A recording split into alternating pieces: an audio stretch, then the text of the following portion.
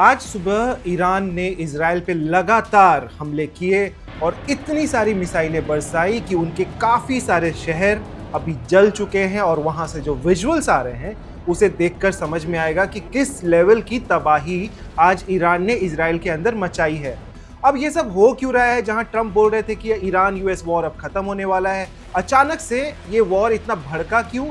आखिर वीकेंड पे ऐसा क्या हो गया कि सारा मामला बिगड़ गया? बाब अल मंदेब के साथ साथ स्ट्रेट ऑफ हॉर्मुज सब कुछ बंद हो चुका है, फिर से शेयर मार्केट गिरता जा रहा है और ईरान यूएस वॉर अब ईरान इजराइल वॉर में तब्दील हो चुका है।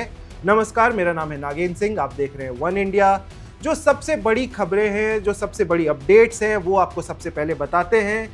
तड़के आज ईरान ने अपना ऑपरेशन ट्रू प्रॉमिस 5 शुरू किया है और इसमें उन्होंने लगातार इजराइल के ऊपर ढेर सारे बॉम्ब्स गिराए हैं, यानी कि मिसाइलें गिराई हैं। उसी के साथ साथ उन्होंने सऊदी अरेबिया के ऊपर भी मिसाइलें दागी हैं। सऊदी अरेबिया में हड़कंप मचा हुआ है।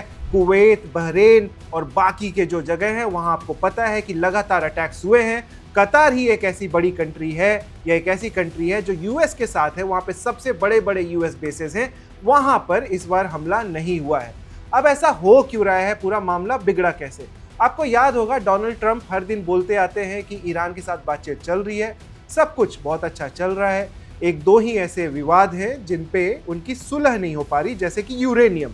अब इन सब के बीच ट्रंप ने बोला था कि उन्होंने नेतन्याहू को कॉल किया, उन्होंने बोला कि सीज फायर होना चाहिए, लेकिन उसी बयान को ट्रंप फिर से बोलते हैं कि मैं तो मजाक कर रहा था, इट वॉज सार्कास्टिक, कि आप हिजबुल्लाह पे अटैक नहीं करेंगे या लेबनान पे अटैक नहीं करेंगे, ऐसा मैंने नेतन्याहू को बोला था। वो मजाक में बोला था।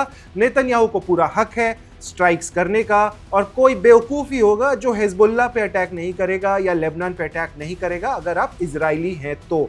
अब ये सब बोलने के बाद बहुत ज़्यादा अटैक्स जो हैं वो हिजबुल्लाह के ऊपर लेबनान में शुरू किया नेतन्याहू ने। इसी बीच हिजबुल्लाह ने भी बदला लेना शुरू किया। उन्होंने ढेर सारे स्ट्राइक्स किए और ऐसी जगहों पे स्ट्राइक्स किए जहां पे इजरायलीज बसे हुए हैं, वेस्ट बैंक में या गाजा का जो बॉर्डर है उसके अराउंड जो जगह है उधर इजरायलीज बसे हुए हैं, वहां पे भी अटैक्स हुए। होता क्या है कि जब अटैक करता है हिजबुल्लाह तो वो FPV ड्रोन का इस्तेमाल करते हैं, फर्स्ट पर्सन व्यू वाले ड्रोन का इस्तेमाल करते हैं, जिसमें आपको दिखेंगे कि ढेरों जो इजरायली सैनिक है वो भाग रहे हैं और जो हिजबुल्लाह के ड्रोन्स हैं वो उनका पीछा करते हैं और फिर उनको मार डालते हैं। ऐसा नहीं है कि हिजबुल्लाह जो है इजराइल के सैनिकों को नहीं मार रहा है, लेकिन इन सब के बीच जो वॉर रुकनी चाहिए थी वो और गर्मा जाती है और ईरान ने इजराइल को बोला कि आप ये अटैक्स रोकिए, क्योंकि हम संधि की बातें कर रहे हैं, सीज फायर की बातें कर रहे हैं, लेकिन इजराइल नहीं मानता है और हिजबुल्लाह पे लगातार स्ट्राइक्स करता जाता है। इन्हीं सब बातों से परेशान होके पूरे हिस्ट्री में पहली बार ईरान ये बोलता है कि ये जो स्ट्राइक है हिजबुल्लाह के ऊपर लेबनान में, इसको हम ईरान के ऊपर स्ट्राइक मानेंगे, और ईरान लगातार फिर मिसाइलें दागना शुरू कर देता है। अब ईरान ने फिर से जब मिसाइलें दागना शुरू की, इजराइल ने अपने जेट्स ईरान की तरफ भेजे, ईरान के अंदर तबाही मचाई। आपको वीडियोस में नजर आएगा, इजराइल बोलता है कि वो ऐसी जगहों पर स्ट्राइक कर रहे हैं जहां पे IRGC के या ईरान के मिलिट्री इंफ्रास्ट्रक्चर से IRGC पे अटैक के या उनके जो मिलिट्री इंफ्रास्ट्रक्चर हैं, जो एनर्जी साइट्स हैं, उस पे अटैक के IDF वीडियोस भी रिलीज करता है। इसी बीच एक खबर आती है कि IRGC के एक बड़े मेंबर को इजराइल ने मार डाला।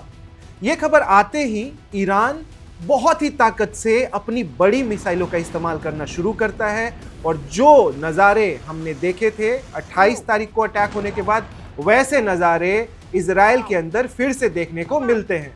अब बहुत सारे लोग हैं, इजराइल बहुत ही कंजस्टेड जगह है, काफ़ी सारे जो उनके बड़े शहर हैं, जब हम नाम लेते हैं हाइफा की और जब हम नाम लेते हैं टेल अवीव की, तो ये शहर ऐसे हैं जहां पॉपुलेशन बहुत डेंस है। अटैक्स तो हुए हैं, लेकिन अभी तक इजराइल की तरफ से मरने वालों की संख्या को लेकर के या इजरायली सैनिकों की संख्या को लेकर के कोई अभी तक जवाब नहीं आया है। उन्होंने कोई नंबर्स नहीं दिए हैं। आपको पता ही होगा कि यूएस भी कभी नंबर्स नहीं बता रहा होता है जब भी उनके सैनिक मारे जाते हैं।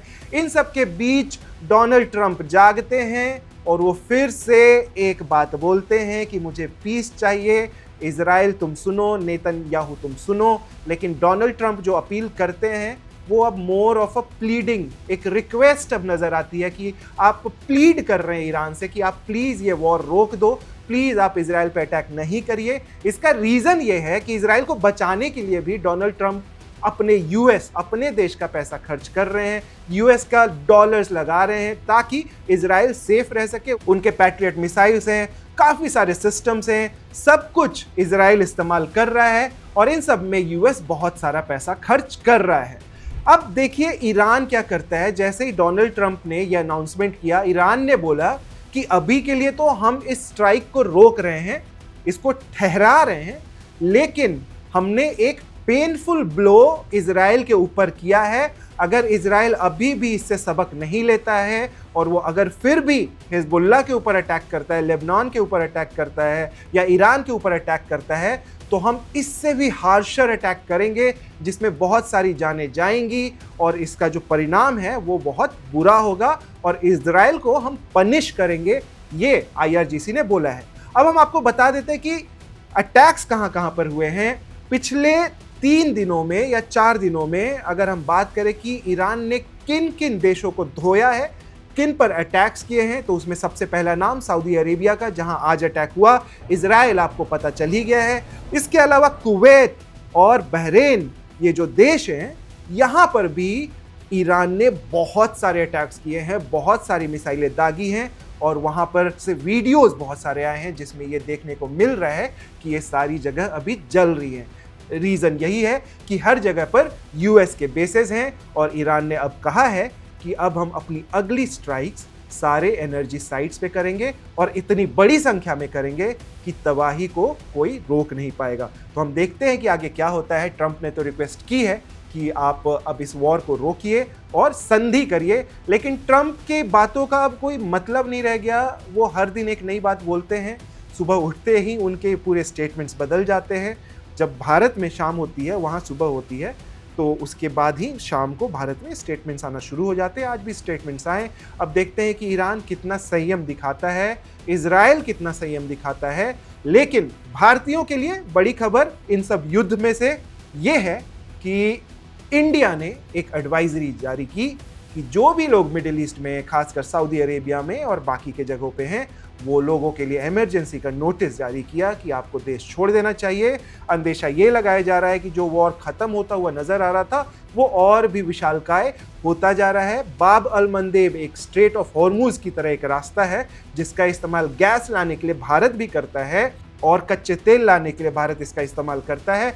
वो सारे रास्ते फिर से ईरान ने बंद कर दिए हैं इजरायली अटैक्स के बाद।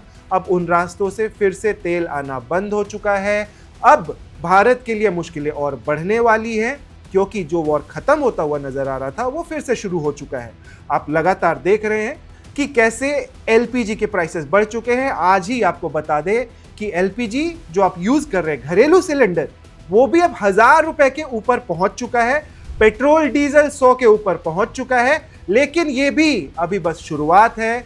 आगे आगे देखते जाइए अभी होता है क्या, कैसे प्राइसेस ऊपर जाते हैं और हमारी आत्मनिर्भरता कितनी आत्मनिर्भर है वो भी हमें देखने को और भारतीयों को एक सबक जरूर मिलेगा। देखते रहिए वन इंडिया। मेरा नाम है Nagendra Singh. Subscribe to One India and never miss an update. Download the One India app now.